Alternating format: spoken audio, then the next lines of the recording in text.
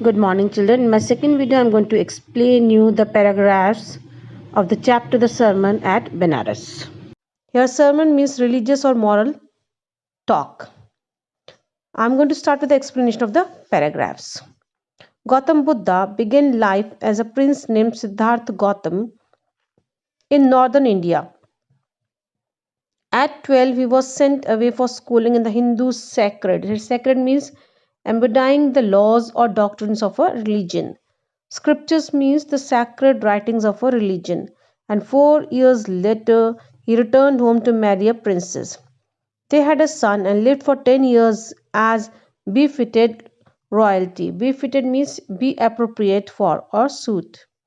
At about the age of 25, the prince, heretofore shielded from the sufferings of the world, while out hunting, chanced upon, it means came across by chance, a sick man, then an aged man, then a funeral procession, and finally a monk begging for alms. Alms means money or food given to poor people as a charity.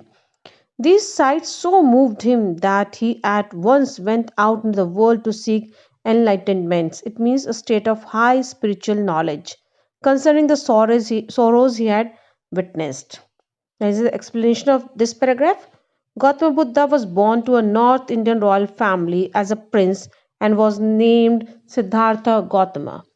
He was sent to a faraway place when he was 12 years old to study Hindu sacred scriptures, and upon returning 4 years later, he got married to a princess.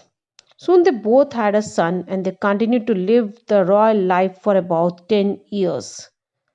The royals were shielded from all the unpleasant experiences of the world until the prince, when he was just gone out for hunting, he met a sick man, an aged man, a funeral procession, and a monk looking for alms.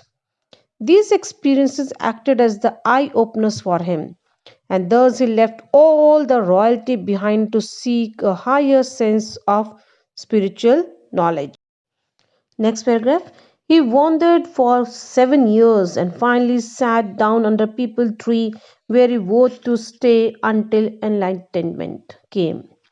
Enlightened after 7 days, he renamed the tree the Bodhi tree, that is, tree of wisdom, and began to teach and to share his new understandings. At that point, he became known as the Buddha, means the awakened or the enlightened. The Buddha preached his first sermon means religious or moral talk, at the city of Benares, most holy of the dipping places on the river Gangas. That sermon has been preserved, means saved, and is given here.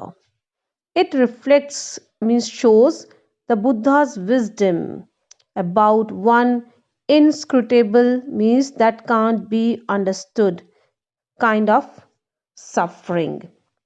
Here the explanation is there.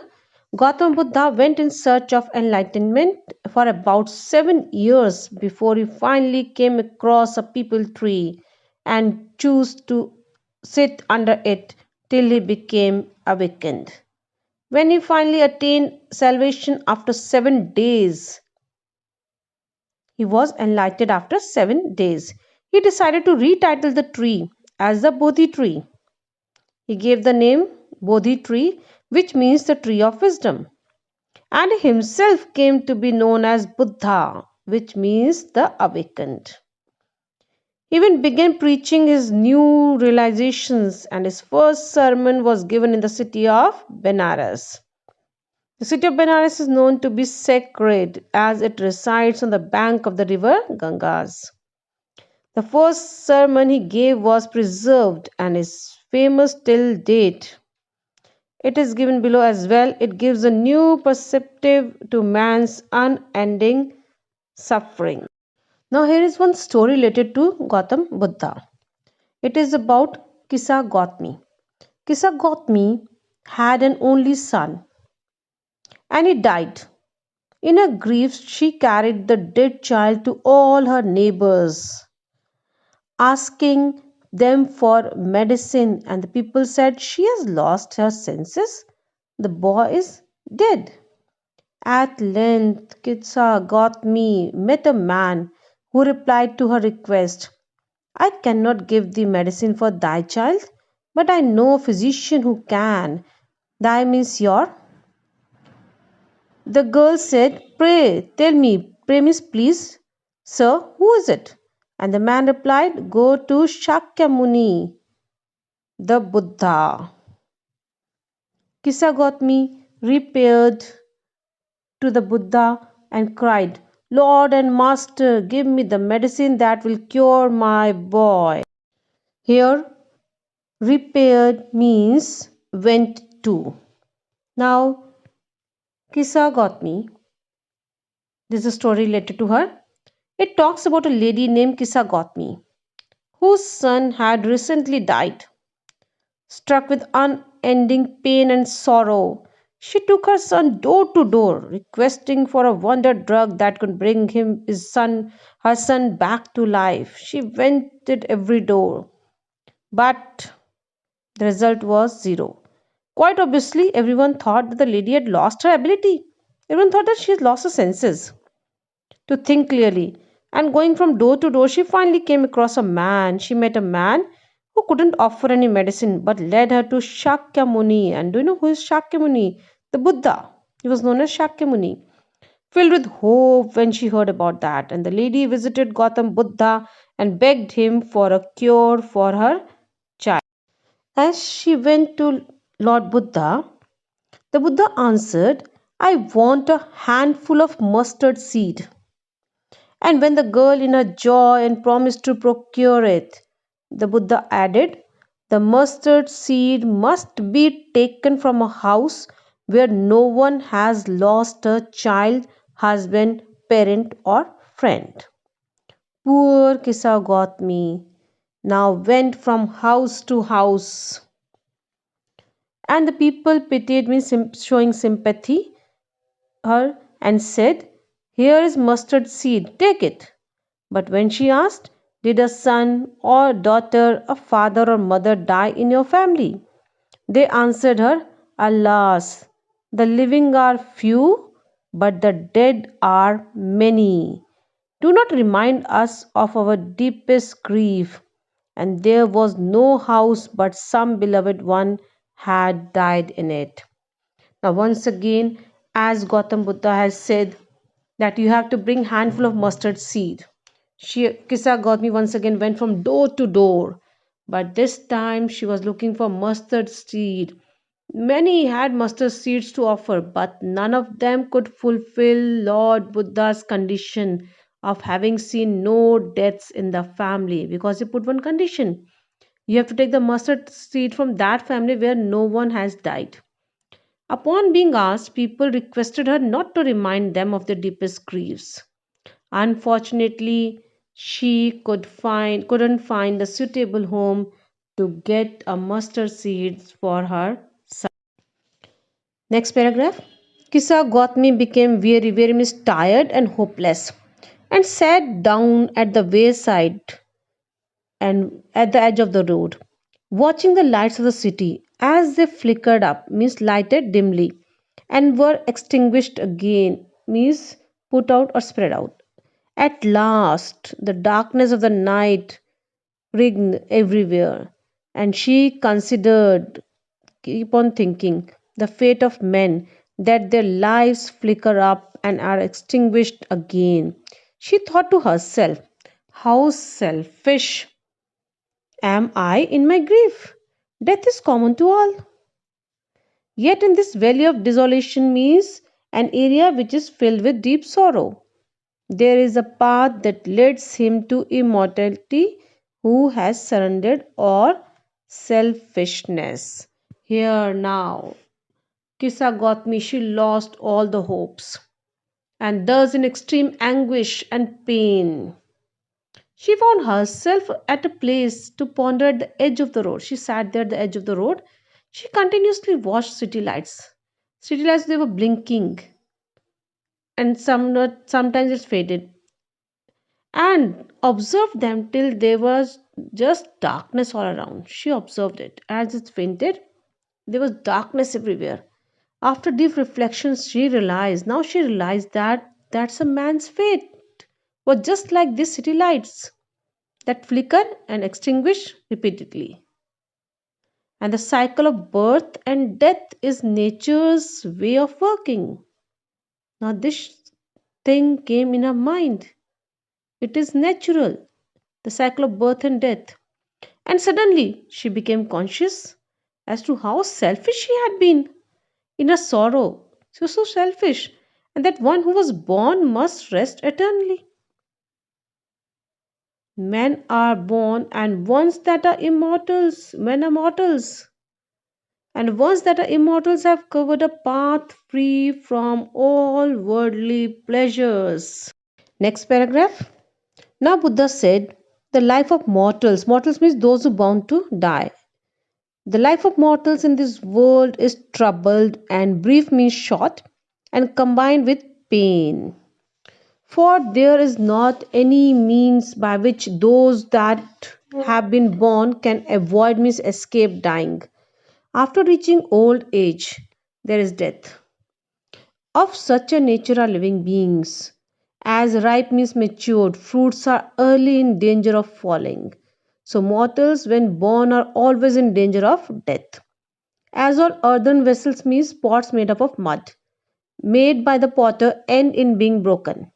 So is the life of mortals, both young and adult, both those who are fools and those who are wise, all fall into the power of death. All are subject to death, means under death. Now, here, what Gautam Buddha said, according to Lord Buddha, the life of mortals is troubled because they have not made peace with the fact that the one who is born must rest eternally. That person will die. There's no way a living being can avoid facing death. We can't avoid death.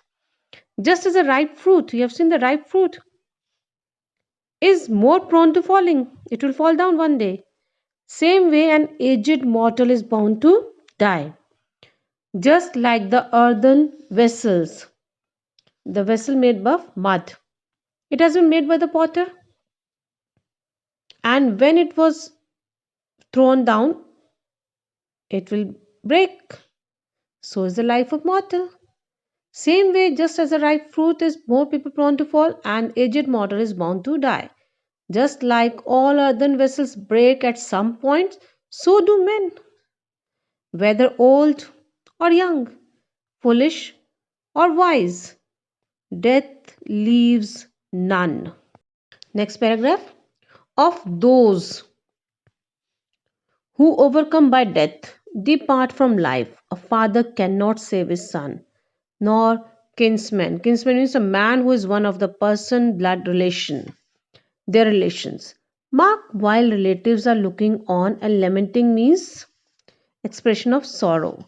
Deeply, one by one, mortals are carried off, like an ox that is led to the slaughter. So the world is afflicted means affected by suffering, disease, or pain, with death and decay. Therefore, the wise do not grieve, knowing the terms of the world. Now, the only way death works is by withdrawing the person from the living world. That means the person ceases to exist, the person exists this world. No one has control over death. Neither a father can save his son, nor a kinsman his relative. Just like an ox is taken to the slaughterhouse to be killed, so does death do with mortals, leaving none behind. Thus, the one who knows this truth and doesn't grieve at his loss is the one who has been called wise by Lord Buddha. Next paragraph. Not from weeping, nor from grieving will anyone obtain means get peace of mind. On the contrary, means opposite, his pain will be the greater and his body will suffer. He will make himself sick and pale. Yet the dead are not saved by his lamentation. He who seeks peace should draw out the arrow of lamentation and complaint and grief. He who has drawn out the arrow and has become composed will obtain peace of mind. He who has overcome, means conquered, all sorrow will become free from sorrow and will be blessed, means God blessing from God. Now, according to Lord Buddha, one should not grieve, weep, or be miserable at something which is bound to happen, for it will keep man away from obtaining peace of mind. It will only multiply the pain and suffering, thus leading to physical weakness. And moreover, no amount of grief could bring back the dead one. So it is very important to understand that one must move fast past feelings like sorrow and grief, as it is the only way that leads to the path of salvation. One should overcome from sorrow and get the blessing of God.